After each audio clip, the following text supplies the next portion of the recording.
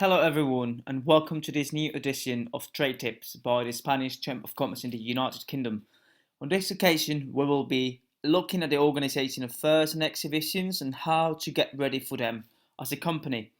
As we can see here, we'll give an introductory explanation on why we think this is an important topic and also its relevance for trade, explaining the problem and identifying the most affected industries, giving some recommendations and some guidance on the topic. Um, we realised when attending exhibitions with companies from Spain and the United Kingdom that the approach some companies take towards the market is not always adequate or appropriate. We have, as an examples, in the case of the United Kingdom, the Subcon or Iberica Expo, which took place last year, by the end of last year, and will be happening again in October this year, hopefully. So we took these examples, but we have seen different cases all across the United Kingdom, all across Spain as well. And we simply think that these are some of them are things that can be fixed, can be corrected. But what do we mean exactly by not having an appropriate approach? We have separated these into three main elements that we consider important. First of all, we see that some companies have a low knowledge of the market.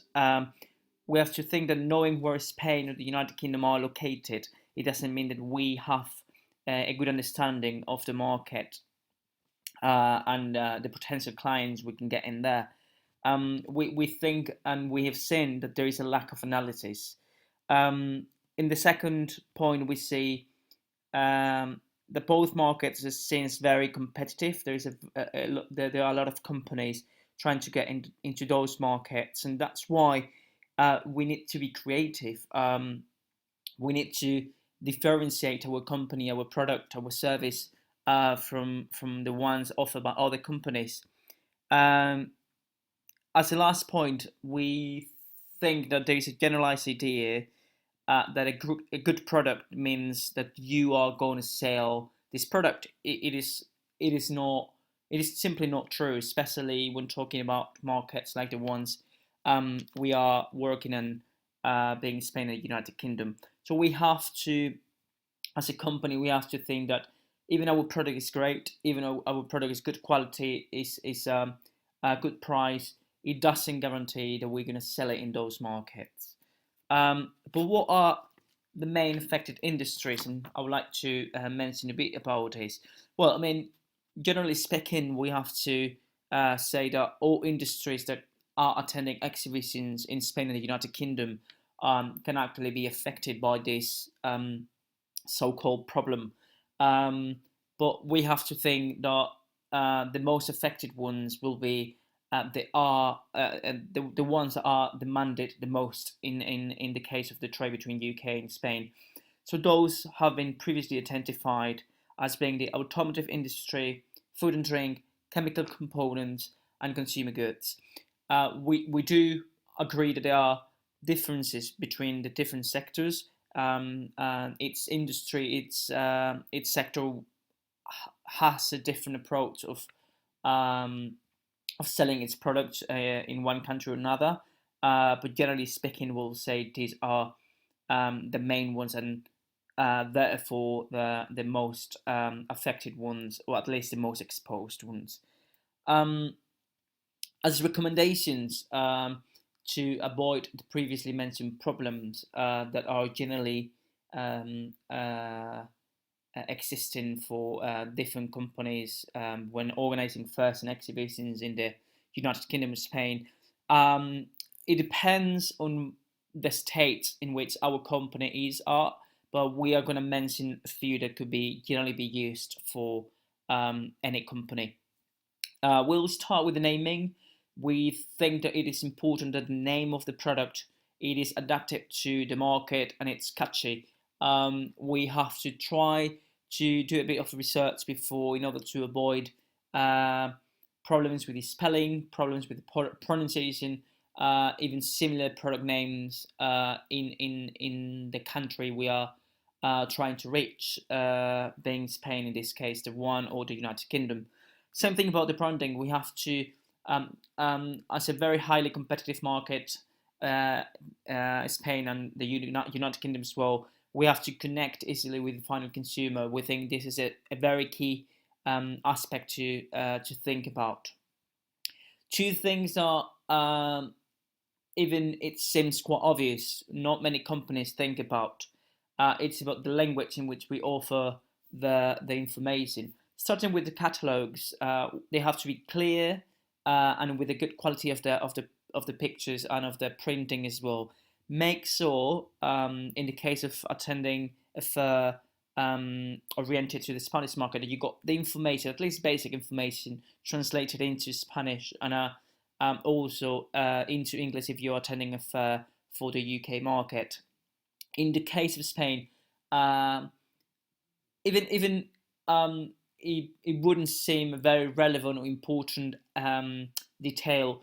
Keep in mind that Spain and Latin America, they got both Spanish as a language. They are very different, so try not to use information for catalogs that you have used in previous exhibits in South America. Try not to use them in Spain. Some of the vocabulary might change and might be different. So try to adapt also this information. Same thing about the website. If we're trying to reach the Spanish market, try that all the information, first of all, is available online as well, but have this information available in Spanish and in English in case we're trying to get into the UK market. We think it is important in such a highly competitive market as the one in Spain or the one in the United Kingdom, not just to sell a product. We have to sell a story. We have to create a whole storytelling surrounding our product.